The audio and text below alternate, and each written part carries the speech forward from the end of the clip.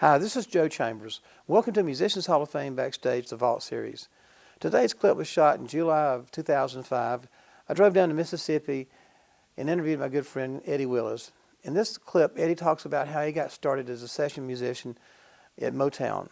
Hope you enjoy it. If you do, be sure to hit like, subscribe, and the notification bell so you don't miss any of our new content. Once again, Eddie Willis. Street corner doo-wop, man. You know, that's what this is where it's come from. Street corner. That I don't know if you ever heard of Marv Johnson, you know, but he's one of Barry's first artists, Marv Johnson, and he was in a little group we were in, you know, because I was in about 2 or 3 of them. And Marv, he was a lead singer. He had disappeared on us. And we didn't know where he was, you know, but he was getting ready to do a record, you know, and I think he really was trying to pull that off without us knowing it, but he did. He pulled it off, man. And then when we heard from Marv, he was on the radio, you know, and you know what? You might have heard that tune, "Come to Me." Yeah, that was his tune, and so we heard Marv. He did a record. Oh yeah, you know, well, we thought we had a chance too. You know, maybe gonna do something for us, you know, but that wasn't in the cards. But anyway.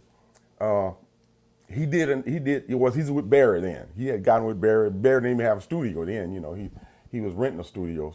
And what happened, he asked Barry, because I was playing guitar with the group, he asked him, could I be on his next record, you know. He did speak up for me. Okay, that was great, you know. And I did. I was on his next record. I can't remember what it was. It was the record after that. The first one he did, "Come to Me." And I did darn good, man. You know, naturally I was scared in hell, but I did it. I really did it. You know, I know I did. And I mean, I'm saying when I say I did it, everybody was pleased.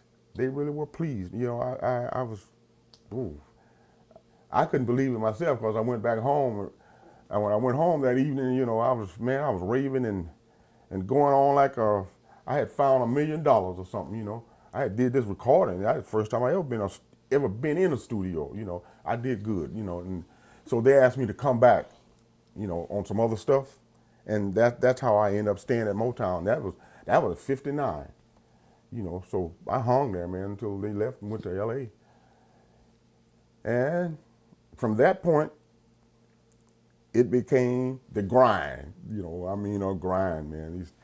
You know, there were like session every day, just about. I would say it was session every day. Now, the whole band could be at the studio, you know, and all of us would have to do some tunes.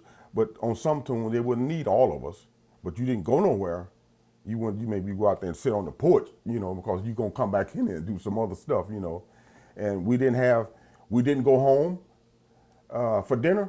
No, we didn't go home for dinner because he had hooked up a little cookery down in the basement, man. I forget this lady's name, man, but we start calling her Tomaine Annie. And yeah, but you know, so we ate hot dogs. We had beans. Every so often, we had a hamburger. Not very often because it was just part of hot dog and beans in that bond, you know. Because he didn't want us to go home. Because he was probably right. We wasn't gonna come back that day, you know. Once you got out of there, he'd been there all day, you know. So it really it was becoming a grind, you know. But you guys were on a salary by that time, right?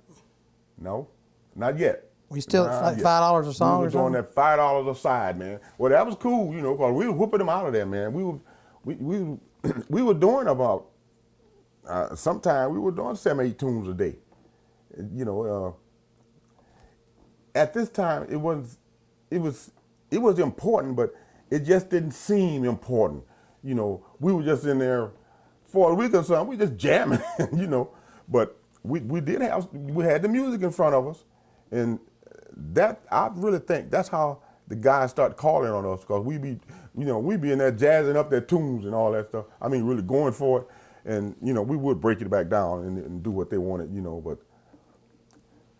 It had gotten where we were kind of like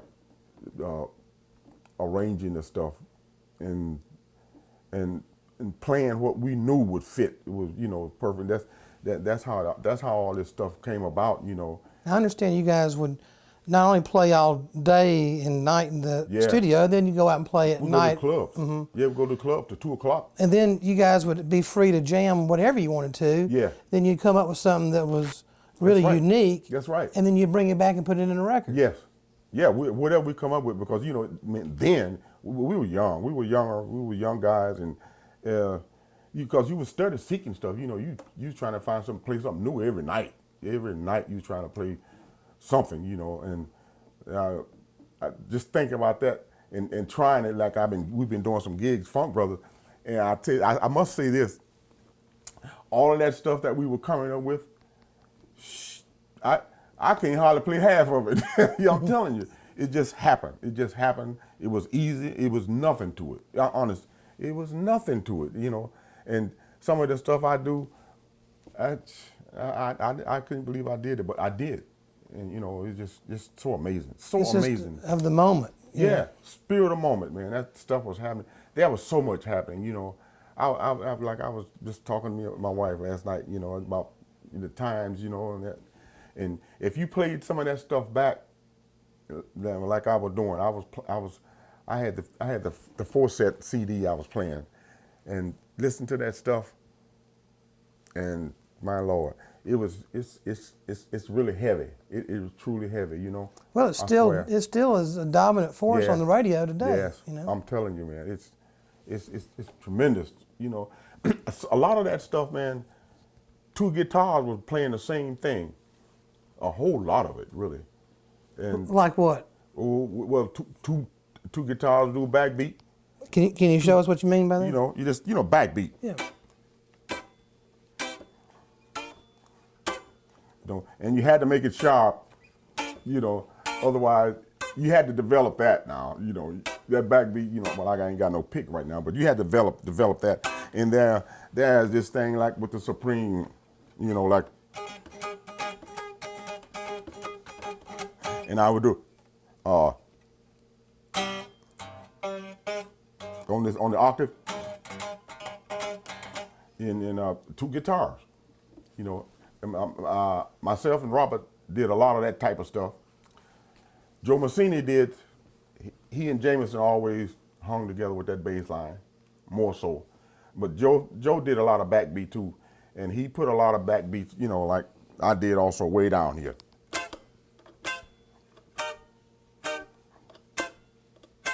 You know, so there was that was being developed. You know, guys doing all of this stuff together.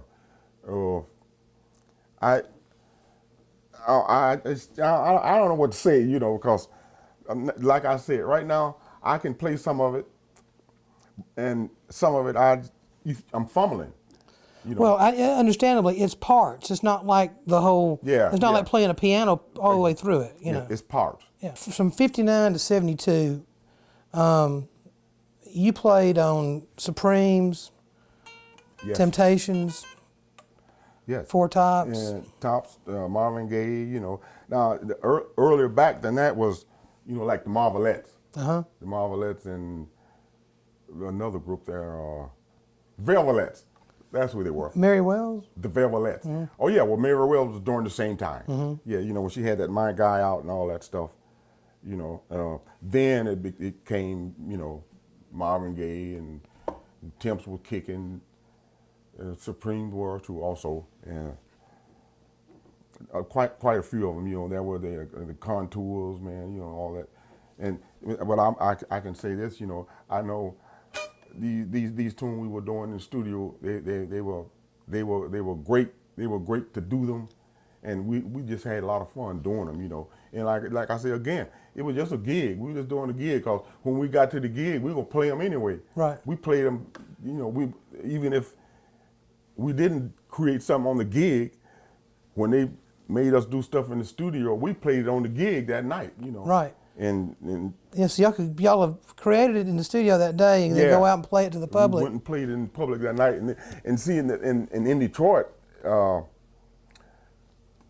public, and you would say the fans that we knew, they knew that, you know, these particular musicians were in the studio. They were studio musicians, you know, and we had a following. I don't care what, man. Well, they knew everywhere. they were going to be privy to songs that nobody else had even thought about Yes, hearing yet. because we would so many times they would say, well, what did you all do today? You know, so we put our heads together and say to each other, whomever, you know, do you remember, you know, well, somebody gonna remember it better than others, you know, with no music. And well, we did them, you know, and we said, well, you know, you hear, because Barry was putting these things out, man, almost the same week. Really? Yeah, he was putting them out right away. Well, he probably made up acetates and sent them out and got them on the air quick, you know. Yeah, it could have been, you know, but it was truly a gas, man. I tell you, then you know, everything came to a halt.